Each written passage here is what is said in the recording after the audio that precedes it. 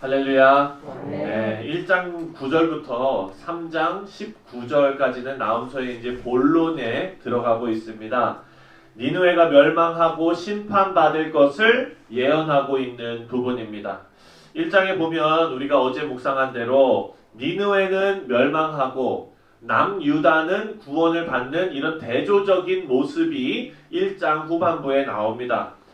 여기서 어제 하나님께서 하나님을 의지하는 자들, 하나님께 피하는 자들이라고 그랬죠. 그 피한다 라는 단어는 의지한다 라는 단어라고 했습니다.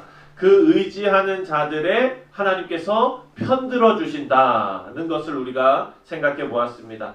산성이신 하나님께 피하는 자들, 다시 말해서 하나님을 의지하는 자들은 하나님께서 돌보시고 그들을 아신다라고 표현하고 있습니다. 하지만 하나님을 의지하지 않는 자들에 대해서는 하나님께서 그들을 대적으로 삼으신다라고 말씀하셨습니다. 오늘 2장에 나오는 나움 선지자의 예언은 아주 수위가 높습니다. 1절 말씀을 우리 함께 읽겠습니다. 1절 시작. 파괴하는 자가 너를 치러 올라갔나니 너는 산성을 지키며 길을 파수하며 내 허리를 견고히 묶고 내 힘을 크게 굳게 할지어다. 지금 나움 선지자는 니느웨가 멸망하는 것을 예언하고 있습니다. 그런데 여기 보니까 파괴하는 자가 너를 치러 올라왔나니 너는 이제 산성을 빨리 지켜라. 그리고 파수하라. 내 힘을 굳게 하라. 이렇게 말해요. 이건 뭡니까? 니느웨 보고 공격을 잘 막아내라. 견뎌봐라. 이렇게 얘기하는 거잖아요. 어찌 보면 이거는 비아냥거리는 겁니다. 지금. 나움 선지자의 수위가 지금 저 파괴자가 너희들에게 왔으니 한번 막을 수 있으면 막아봐라 라는 의미로 지금 말하고 있습니다. 이것을 강조하면서 3번이나 해요. 거기에 동사가 나오는데 첫 번째 지키라가 나오고 견고히 하라가 나오고 굳게 하라가 나옵니다. 이렇게 3번을 말하는데 그렇게 해도 소용없을 것이다 라는 말이에요. 지금 누가 쳐들어오는지는 중요하지 않습니다. 어떤 학자들은 어떤 나라다 얘기하는데 지금 그게 중요한 게 아니에요. 누가 오느냐가 중요한 게 아니라 누가 보내셨는가가 핵심입니다. 누가 보내셨습니까?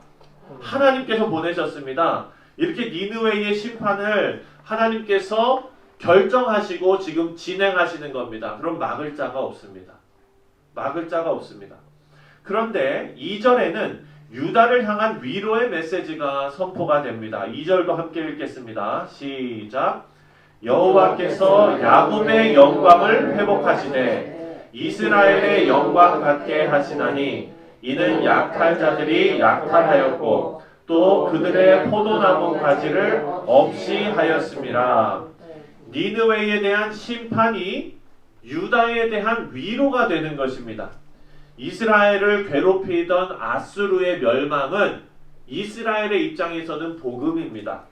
하나님께서 아수르를 왜 멸망시키는지 그 이유를 설명하고 있습니다. 바로 2절 말씀에 나오는 대로 하나님의 영광을 회복시키기 위해서입니다.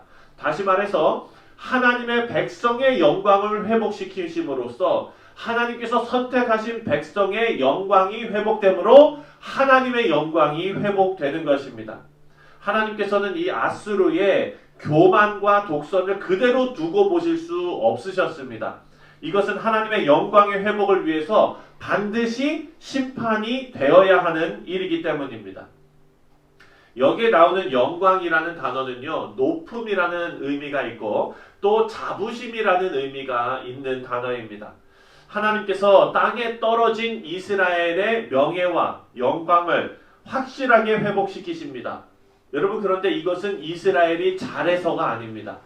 이스라엘이 잘했기 때문에 하나님의 영광이 드러나는 것이 아니라 하나님의 은혜로 자존심을 회복할 수 있게 된 것입니다. 그래서 여러분, 다윗이 시편 23편에 이렇게 고백하지요. 내 영혼을 소생시키시고 누구의 이름을 위하여? 자기의 이름을 위하여 의의 길로 인도하시는도다. 하나님께서는 하나님의 영광을 위하여 하나님의 백성들을 돌보십니다. 우리를 사랑하시고 우리를 긍휼히 여기시는 그 하나님의 마음, 그 하나님의 성품이 하나님의 영광으로 드러나는 것입니다. 세상이 보기에는 그게 영광이 될 수가 없죠. 어떻게 신이신 예수 그리스도께서 십자가에 달려 돌아가신 게, 그 잔혹하게 돌아가신 것이 어떻게 영광이 됩니까? 하지만 하나님께는 그게 영광입니다. 하나님께서는 인간을 사랑하시는 그 마음과 만물을 통치하시는 그 놀라우신 섭리와 이 모든 것이 합쳐져서 희생이라는 하나님의 모습으로, 그것이 하나님의 영광으로 나타나게 되는 것입니다. 6절부터 10절을 보면 다른 나라를 약탈했던 이 니느웨가, 아수르가 이제는 약탈을 당하는 내용이 나옵니다. 아수르는요, 홍수처럼 무섭게 밀려오는 적군들을 막을 만한 능력이 없었다라고 기록합니다. 아무도 니느웨를 돕지 않습니다. 불쌍히 여기는 사람도 없습니다. 비참한 종말입니다. 11절에 보면 아수르를 사자에 비유하고 있습니다. 여러분, 사자는 어떻습니까? 힘세지요. 민첩합니다. 강합니다. 그리고 이 사자가 의미하는 것은 힘을 의미합니다. 주권을 의미합니다. 강력함을 상징하는 짐승입니다. 하지만 여러분, 사자에게 먹혀 죽는 짐승들의 입장에서 보면 사자는 그저 잔인한 동물일 뿐입니다. 아수르 왕들은요, 전통적으로 이 사자에 자기들의 어떤 그런 자신을 비유하는 그런 상징물로 사자를 즐겨 썼습니다. 그래서 아수르의 우상은요, 암사자의 모습을 하고 있어요. 강한 권력, 강한 힘, 잔인함, 이런 것이 그들의 자랑거리였습니다. 나오미 11절에 보니까 뭐라고 나오냐면은, 사자의 굴이 어디 있느냐, 사자들이 새끼를 먹이던 곳이 어디 있느냐, 이러면서 물어보면서 어찌 보면 비웃고 있습니다. 아모스 1장 2절에 보면은요, 제가 읽어드리겠습니다. 사자가 부르짖은즉 누가 두려워하지 않겠느냐, 주 여호와께서 말씀하신즉 누가 예언하지 않겠느냐, 이렇게 나옵니다. 아모스 선지자는요, 이 세상의 진정한 사자, 다시 말해서 진정한 통치자는 여호와 하나님밖에 없다라고 고백하고 있는 것입니다. 그런데 여러분, 아수르의 왕들은 자기들이 세상의 중심인 줄 아는 거예요. 하지만 하나님께서는 그 교만을 꺾으셨습니다. 역사적으로 보면 우리가 다 알지만 아수르의 멸망은 바벨론에 치는 강자로서 떠오르면서 바벨론에 의해서 정치적으로 멸망한 것입니다. 그래서 우리가 보면은 아수르가 정치적으로 그 흥망성쇠라고 그러지 않습니까? 정치적으로 이제 쇠락의 길을 걸어서 망했구나라고 역사학자들은 그냥 넘어갈 수 있을 것이에요. 하지만 우리가 하나님의 말씀으로 믿는 이 성경에 기록된 내용으로 보면 이것은 단순히 한 나라가 그냥 멸망하는 일이 아닙니다. 이것은 하나님께서 하나님의 뜻을 이루어 가시는 놀라운 섭리 가운데 하나님께서 역사에 개입하신 사건인 것입니다. 다시 말해서 우리 하나님께서는요, 역사에 직접 개입하시면서 하나님의 뜻을 이루어 가십니다. 그렇기 때문에 진정한 의미의 통치자는 하나님 한 분밖에 없으신 것입니다. 우리 사랑하는 성도님들, 하나님께서는 한 나라의 역사에만 개입하시는 분이 아닙니다. 하나님께서는 우리 각자의 인생에도 개입하십니다. 세밀하게 역사하십니다. 우리가 오늘 기도할 것은요, 우리의 삶이 아수르처럼 하나님을 대적하는 삶이 아니라 하나님을 바라는 삶이 되어야 된다는 것입니다. 하나님의 선하신 은혜와 동행하는 인생이 되도록 우리는 기도해야 합니다. 인간의 죄는 하나님을 모르는 죄입니다. 이 무지가 하나님께 있어서는 죄입니다.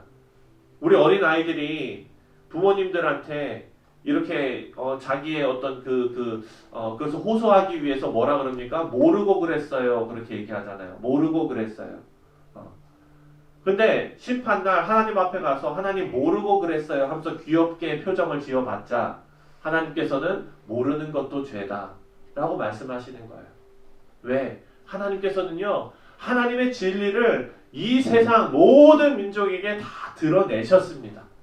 그것을 모르는 것은 죄인 것입니다.